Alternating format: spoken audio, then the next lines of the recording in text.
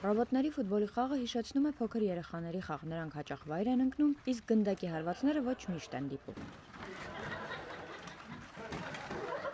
Ջիան Քյուլին այս ռոբոտների հեղինակներից է։ Նա նշում է, որ իրենց նպատակը ռոբոտները գնալով կատարելագործելն է։ Քուինհին նշում է, որ դա իրենց մոտ ստացվում է, ռոբոտները տարեցտարի ավելի են կատարելագործվում։ Նրանք այժմ ավելի անկախ են, հրահանգների կարիք շատ ավելի քիչ ունեն։ Նրանք ճանաչում են գույները, կայացնում որոշումներ, ով է հարձակվողը, իսկ ով պաշտպանվողը։ Նրանք կարող են նույնիսկ շփվել միմյանց հետ եւ որոշումների գալ։ Միացյալ Նահանգների ռոբոտների թիմը հաղթել է Նիդերլանդներում, Մեքսիկայում եւ Թուրքիայում անցկացված խաղերում։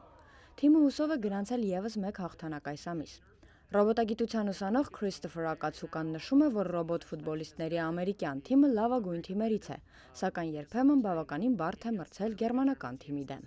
Ակացուկան հավաստում է, որ ռոբոտների գավաթի խաղը տեխնոլոգիաների ոլորտում լուրջ մրցություն է։ Նպատակն է ստեղծել ռոբոտների թիմ, որոնք կմրցեն մարդկանց թմի դեմ մինչև 2050 թվականը։ Ամերիկայի ձայն, Վաշինգտոն։